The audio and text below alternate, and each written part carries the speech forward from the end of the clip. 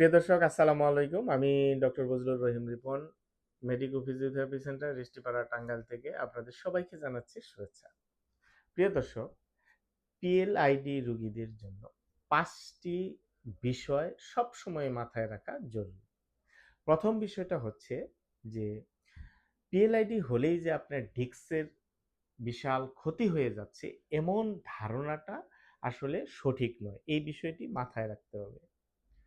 অনেক সময় দেখা যায় যে এই যে পিএলআইডির কারণে যে ব্যথা হয় বা তীব্রতা হয়, এটা কিন্তু মেইনলি হয় আপনার নার্ভের সেন্সিটিভিটির কারণে, অথবা আপনার ইনফ্ল্যামেশনটা যে হয়, এই ইনফ্ল্যামেশনটা কি পরিমাণ সেটার কারণে ব্যথার তীব্রতাটা বেশি হয়ে থাকে, এবং অনেক সময় ভয় থেকেও ব্যথাটা বাড়তে পারে। ব্যথা বেশি মানেই আপনার ডিস্কের ক্ষয় বেশি বা ডিস্ক বেশি বের হয়ে গেছে, ব্যাপারটি এরকম নয়। অনেক সময় দেখা যায় যে ডিস্ক অনেকটা বের হয়ে যাওয়ার পরও আপনার ব্যথা কম থাকতে পারে বা ব্যথা নাও থাকতে পারে। আবার কারো কারো ক্ষেত্রে অল্প ডিস্ক প্রলাপসেও অনেক বেশি ব্যথা হতে পারে। সুতরাং প্রিয় দর্শক, এই যে পিএলআইডির কারণে যে ব্যথা বেড়ে যায় বা বেশি হয়, এতে ভয় পাওয়ার কোনো কারণ নেই, কারণ পিএলআইডি কিন্তু চিকিৎসায় ভালো হয়।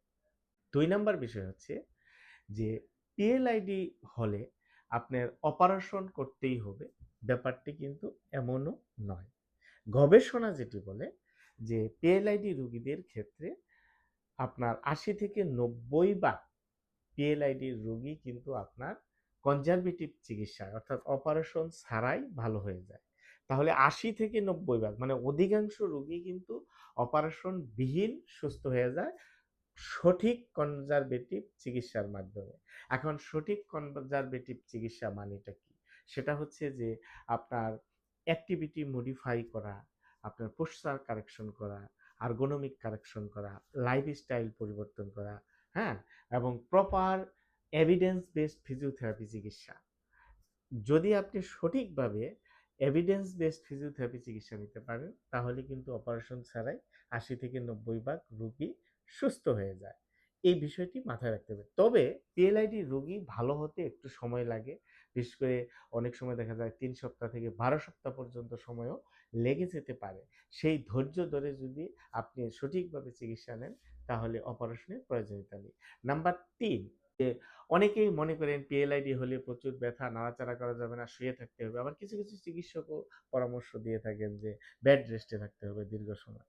আসলে দীর্ঘ সময় বেড রেস্টে থাকা, এটা কিন্তু অনেকটা ক্ষতিকর পিএলআইডি রোগীদের জন্য। কারণ যখন দীর্ঘ সময় বেড রেস্টে থাকবেন, তখন আপনার মাংসপেশিগুলা দুর্বল হয়ে যেতে পারে, আপনার হিলিং প্রসেসটা স্লো হয়ে যেতে পারে, আপনার নাড়াচাড়া না করার কারণে আপনার বা ভয়ের কারণে ব্যথাটা অনেকটা বেড়ে যেতে পারে, আপনার ফাংশনাল লিমিটেশন চলে আসতে পারে। সুতরাং আপনাকে অ্যাক্টিভ থাকতে হবে।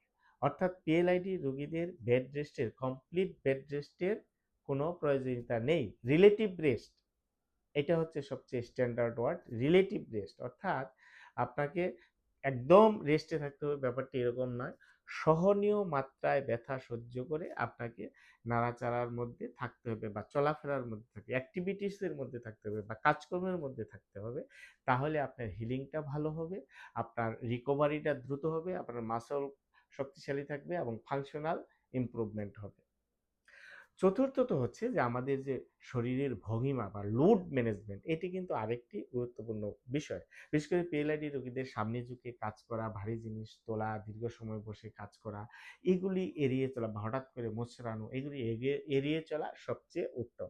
তার মানে এই না যে আপনি কখনোই সামনে ঝুঁকতে পারবেন না, আপনি কখনোই জিনিস তুলতে পারবেন না, এরকম নয়। সঠিক ভঙ্গিমাতে আমাদের জিনিস তুলতে হবে এবং আস্তে আস্তে স্বাভাবিক কার্যক্রমের দিকে যেতে হবে ধীরে ধীরে। সবচেয়ে লাস্টের যে বিষয়, ৫ নাম্বার বিষয়, যেটি খুবই গুরুত্বপূর্ণ, কিছু গুরুত্বপূর্ণ রেড ফ্ল্যাগ আছে বা কিছু সংকেত, জরুরি সংকেত, যে সংকেতগুলি থাকলে আপনাকে অবশ্যই ইমার্জেন্সি আপনার স্পাইন সার্জন বা নিউরো সার্জনের সাথে কথা বলতে হবে। সেটি কি? যদি আপনার প্রস্রাব পায়খানা কন্ট্রোলের বাইরে চলে যায়, অথবা আপনার পায়খানার রাস্তা বা গোপনাঙ্গের চারপাশে যদি অবশ অবশ লাগে, অথবা পা যদি, পায়ের মাংসপেশি দ্রুত শুকিয়ে যায় বা দুর্বল হয়ে যায়, সেক্ষেত্রে আপনার সার্জন বা নিউরো সার্জন বা স্পাইন সার্জনের সাথে দ্রুত যোগাযোগ করতে হবে। অথবা যদি দেখা যায় যে হঠাৎ করে প্রচুর ওজন কমে যাচ্ছে অথবা জ্বর থাকে, এরকম সিচুয়েশন থাকলে আপনাকে চিকিৎসকের পরামর্শ নিতে হবে দ্রুত। তো প্রিয় দর্শক, এই যে পিএলআইডি রোগী যারা আছেন তাদের এই 5টি বিষয় যদি আপনারা মনে রাখেন তাহলে পিএলআইডির চিকিৎসা খুবই সহজ। ধন্যবাদ, ভালো থাকবেন। আসসালামু আলাইকুম।